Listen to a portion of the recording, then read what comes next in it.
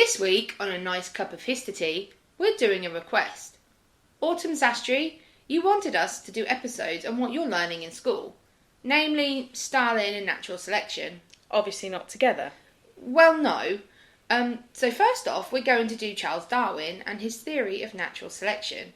And in honour of the man himself, this week's ridiculous death is going to be a rather spectacular Darwin Award winner, whose ingenious method of removing himself from the gene pool involved a party trick gone wrong. So, without further ado, let's get historical. Before we discuss the theory of evolution and natural selection, we should first talk about Charles Darwin himself. Born on the 12th of February 1809, he was the fifth of 6 children born to physician Robert Darwin and his wife Susanna Darwin, daughter of Josiah Wedgwood, he of Wedgwood pottery fame. His grandfather, Erasmus Darwin, was one of the few scientists who argued in favour of the idea of evolution before Charles began his work. Erasmus died in 1802, 7 years before Charles was born. Otherwise, imagine the work they could have done together. Charles originally studied medicine at Edinburgh University, but he found lectures boring and the ideas of performing surgery distressed him, so he began to neglect his studies. He joined the Plinian Society in his second year, engaging in study and debate around natural history and assisting in investigations around the anatomy and life cycles of marine invertebrates in the Firth of Forth, which is an estuary on the Scottish River Forth. He continued to find his lectures boring, however. His father was disappointed by his lack of progress in medical study, and he moved Charles to Christ's College at Cambridge University to study for a Bachelor of Arts degree and start working towards becoming an Anglican parson, which is basically a priest, a vicar. Charles, however, still preferred physical activities such as hunting and riding to studying. However, prior to his exams, he did apply himself and scored well.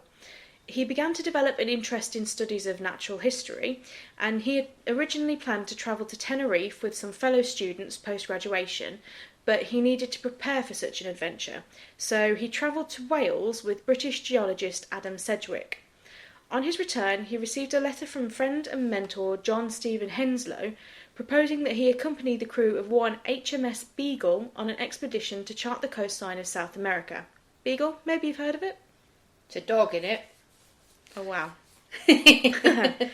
The placement would be self-funded, and his father was reluctant at first, believing it was a waste of time. However, Robert Darwin's brother-in-law, Josiah Wedgwood II, persuaded him to let Charles go and to also fund him for the journey. Despite some delays, the HMS Beagle set sail on the 27th of December 1831. The journey lasted almost 5 years, under the command of Captain Robert Fitzroy. The crew of the Beagle surveyed and charted the coastline. Darwin, however, was on land for most of it, studying geology and making natural history collections, keeping notes of his observations and speculations on his findings. He would send his specimens back to Cambridge for appraisal by more expert eyes, and sent a copy of his journal with letters to his family. He kept extensive notes about marine invertebrates collected whilst on board. Despite suffering quite badly with seasickness, just like me, I vom all the time on a boat. I mean, it's not really something you want on a 5-month sea voyage, is it? 5 years. 5 years, yeah, 5 years, sea voyage. Right, I can't even handle 9 hours from Canada to the UK. Wow. On a plane, yeah.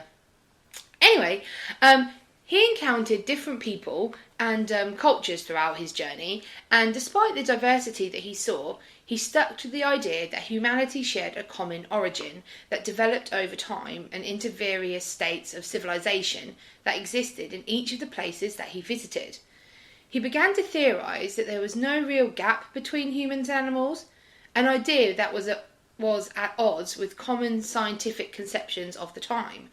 In a highly religious world, the notion that humans were not above animals and were in fact classed as animals went against what was widely taught. Humans were meant to be created in the image of God, acting as stewards of the earth and all of his other creations, above animals, but not part of them.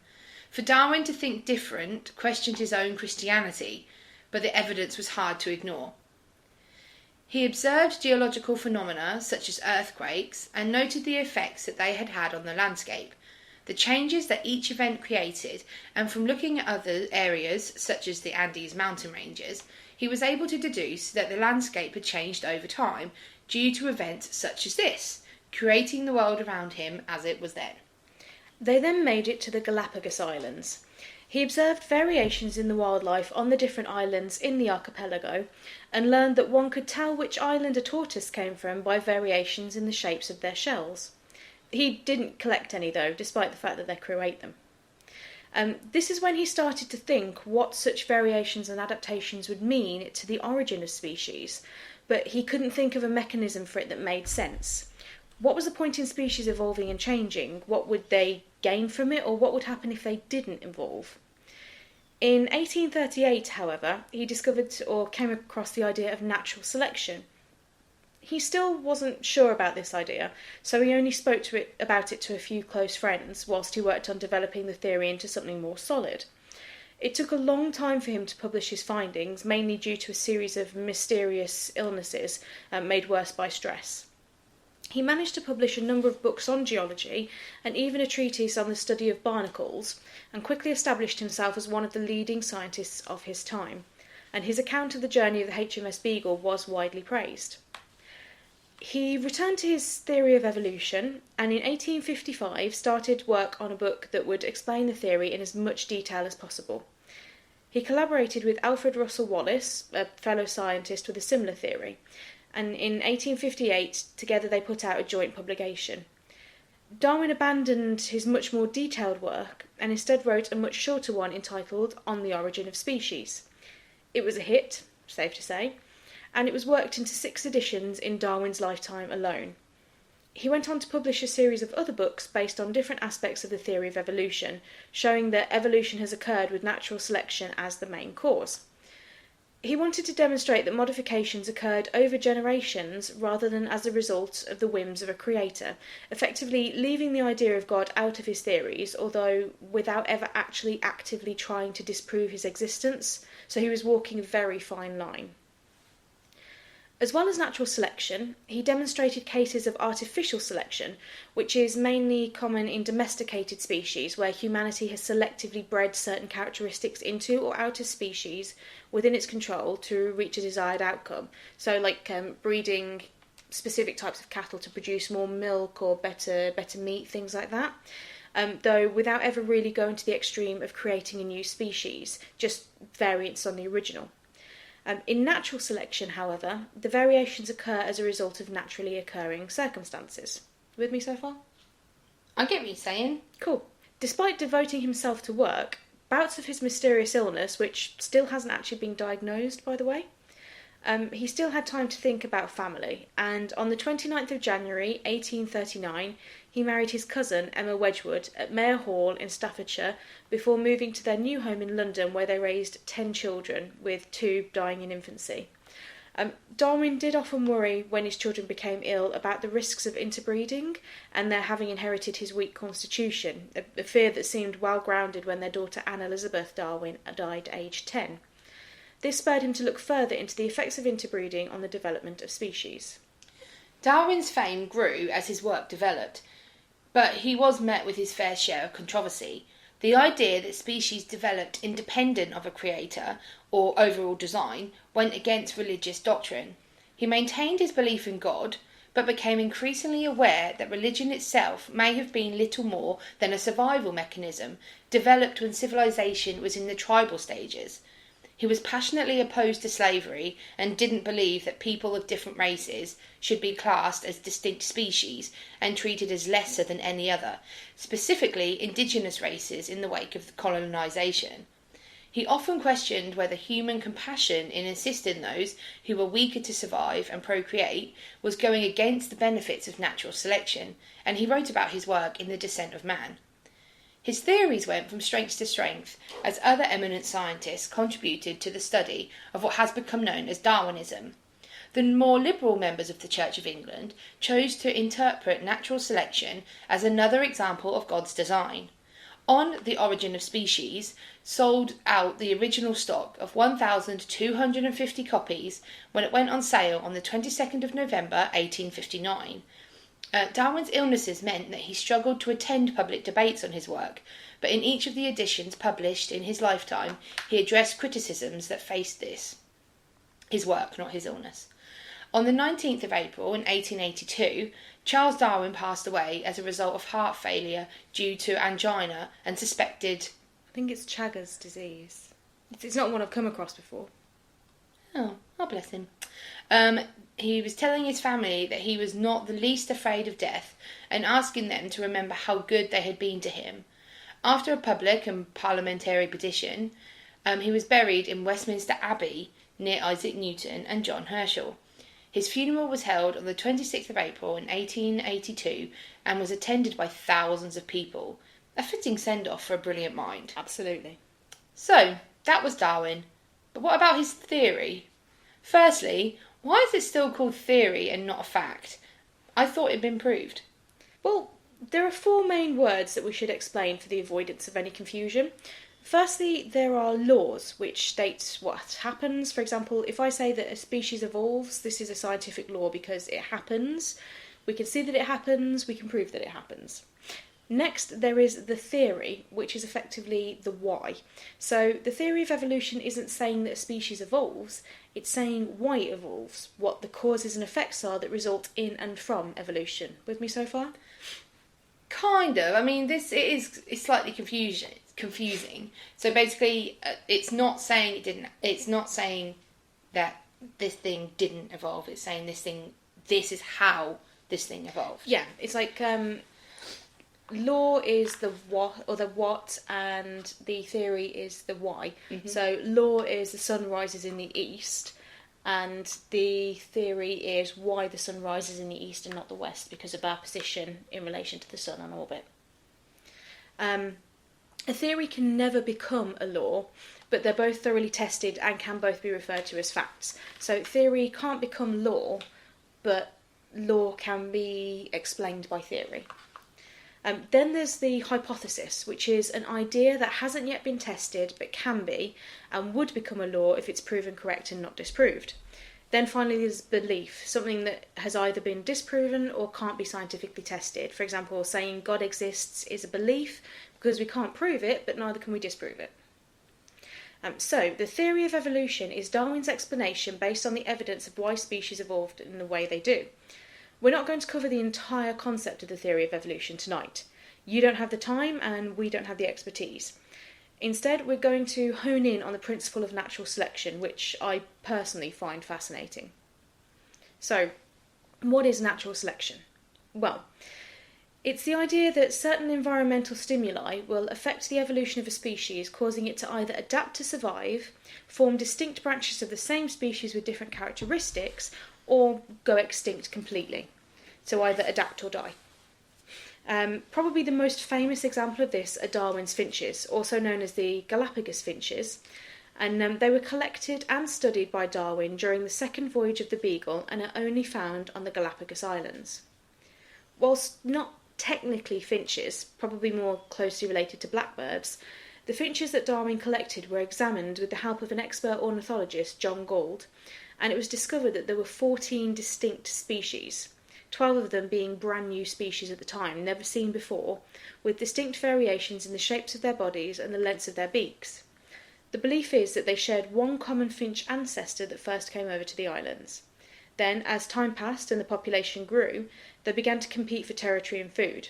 If a species begins to compete, one of a number of things can happen. Either the species grows to an unsustainable level, uses up all the food and territory and dies, out from either a lack of either or both, therefore becoming extinct. Or the species can migrate to a new area, meaning that they face new challenges to adapt to the environment, and what they used to eat before might now not be available. So, if we stick with the idea of the finches, let's say, for example, that the first lot of finches to arrive on the Galapagos Islands nested in the trees and only ate berries. Then one day, their numbers had swelled to the point where the berries were starting to run out and there wasn't enough tree space to go around. So, one group of finches decided to try and find more food and a new nesting space. So they flew to a nearby island in the archipelago? That's a cool word. Archipelago. Yep, it means a collection of islands. Fascinating. So they flew to a nearby archipelago where there was plenty of tree space, but instead of berries, there were nuts and seeds. Most of the birds wouldn't be able to cope with this new diet. Their beaks would break. The beaks would be made for plucking and eating soft, squishy berries. But say there were 4 or 5 of these birds that had slightly sharper, stronger beaks that allowed them to crack the shells of the nuts and the seeds to get to the yummy goodness inside. Whilst the other finches died out, these finches were able to breed. Those of their offspring that inherited the sharp beaks survived, whilst the others died off. In turn, they bred until the only finches born on the new island had the right beaks to eat the right nuts and seeds. And then in time, another group breaks away, and this time there are no nuts, seeds or berries, but instead they have to exist on bugs and grubs. So their beaks become longer and even sharper, allowing them to reach into gaps in the trees and get their food. Still others move on and develop broader, stronger beaks for cracking open the shells of bigger nuts, or longer and more pointed beaks for digging into the ground to spear worms and bring them up to eat. As with the original groups, those that don't adapt die out, meaning that those that do can breed and create more of the same species. Let's look at another animal, the rat. They're not everybody's favourite, though I confess to having a soft spot for them. I mean, their little noses. They are cute when you think of them as just a cute little rat animal, not those, vermin. Yeah. But whatever you think of them, you wouldn't be too amused at finding a rat in your kitchen now, would you? No. Exactly. So you might put down rat poison, for example. That would kill a couple, but then along comes a rat that the poison doesn't kill. Might make it sick for a while, but then the rat recovers. Now, the average brown rat can breed throughout the year, and a single female can produce up to 5 litters a year, with between 7 to 14 rats born in each litter. So, in the space of a year, a single female brown rat can produce between 35 to 70 offspring. If that female is immune to the poison, and so are the males she mates with, chances are good that at least half of her young will inherit that trait. So, in the space of a year, you would potentially have a tiny colony of rats immune to the poison. But food and toxins aren't the only things to have an effect. Indeed, one of the other main factors is environment. It is one thing that can't really be controlled, and until the Industrial Revolution, and possibly before, it was something that human activity didn't much impact. Now, however, it's a bit of a snowball effect, but we're not here to discuss climate change, just the effect it has on animal populations. Environmental change is when the area where a species lives changes over time for better or worse, sometimes as quick and a drastic change, such as with a volcanic eruption or an earthquake. Other times it's a more gradual change, like an ice age or global warming. Now, back to the idea of the finches to demonstrate this. Let's say another breakaway group moved away, and this time there was the same food, but no trees. So this group learnt to lay their eggs on the ground, but they were predators. Some of the birds had a certain type of plumage and body shape that enabled them to blend more effectively with their surroundings, meaning that predators couldn't spot them easily, and they had a chance to get away and survive. Those that didn't became lunch. Those that could breed and pass the adaptations on to future generations. Now, there is a hell of a lot more to natural selection that we've said here, but we've tried to make it as uncomplicated as possible. In a nutshell, it's the principle of adapt or die. If you can't change well enough or fast enough, then you face extinction. So mutations in genetics can sometimes be the next step in evolution and can mean the difference between survival and extinction, and the ability to reproduce is paramount. Humans are currently going against natural selection, however. We have mutations that help us to adapt to our environment and lifestyle, such as darker skin enabling a person to live in hotter climates. However, we also force those adaptations through the wearing of clothes that help us adapt to temperature changes, by working to eradicate diseases that would otherwise work as a population control. Even something as simple as like having your appendix. Now it's completely useless, but before it used to be something that we used to use to eat grass and seeds. but because we learned to domesticate animals, we had that meat ready there, so we didn't need to go out hunting all the time. So we developed broader bodies instead of leaner frames, and became farmers and cultivationists instead of actual hunters. And the appendix became obsolete, and now just occasionally tries to kill you. I don't have one, so... No, because yours did try to kill you. It did.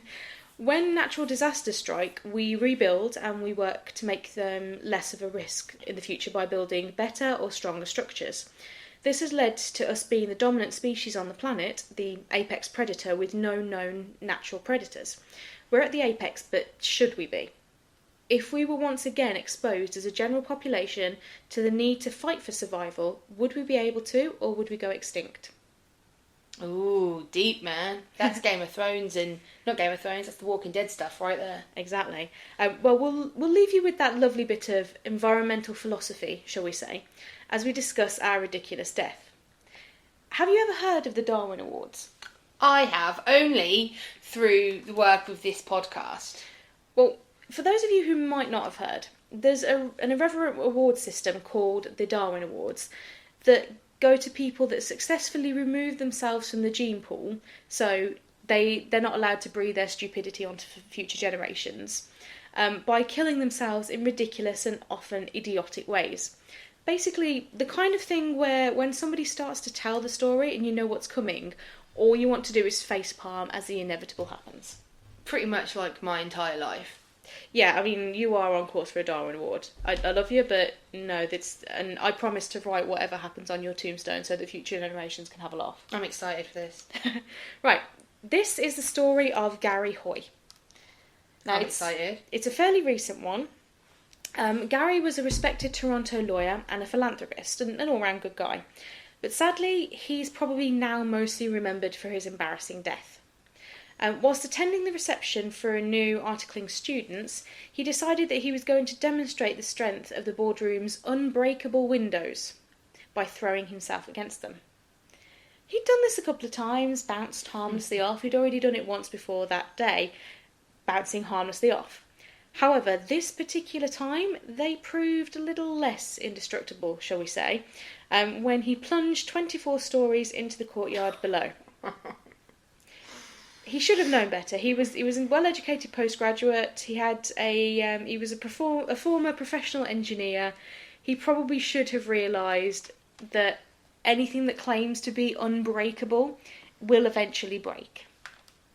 Did he not learn when the Titanic claimed to be unsinkable? Apparently not, and apparently, he thought this would be a good idea. So, number one way of avoiding the Darwin Awards today: don't throw yourself at a window even if it claims it's an unbreakable window, and especially not when you're on the 24th floor. Why?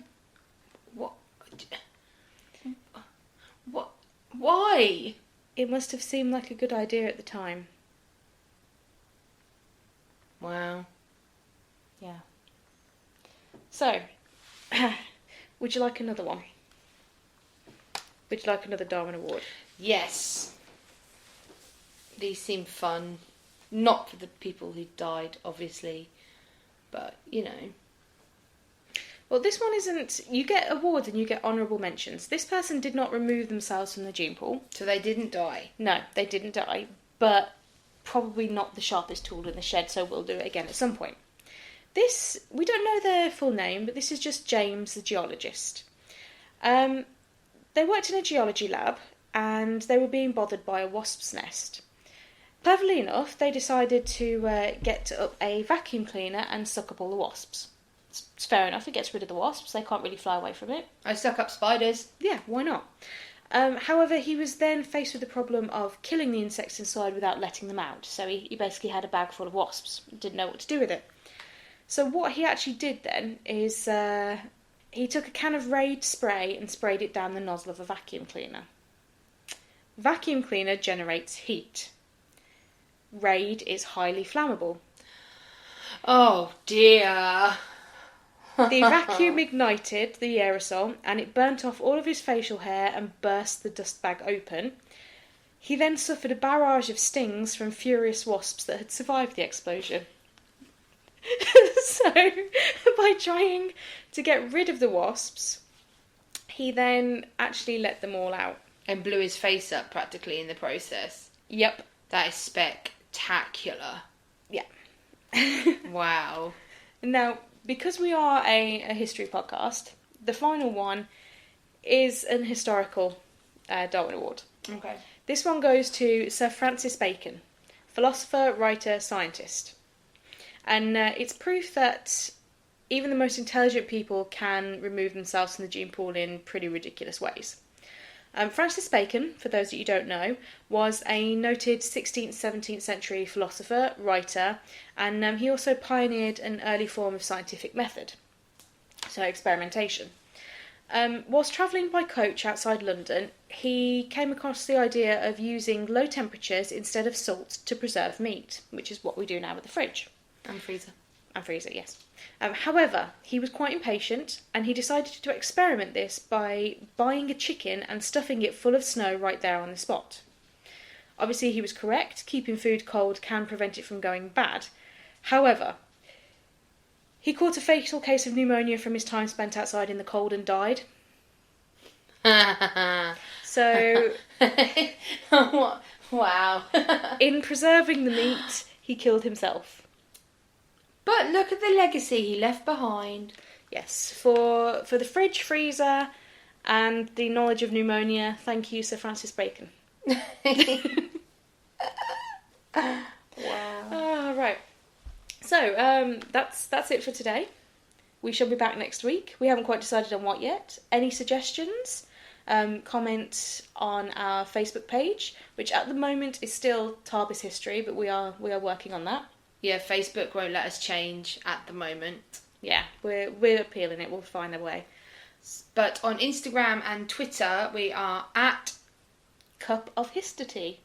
Yes, we are. And we have a new logo that you may have seen. So, yeah, like, subscribe, follow, share, and comment. We will love you forever. You can hear us. Obviously, you're listening to us now. But if you want to listen on a different medium, we have Spotify, Buzzsprout, Stitcher, and Apple Podcasts on iTunes. And if you want to let us know, give us a suggestion, then hit us up. And Autumn, we hope that helped. Speak to you soon. Bye.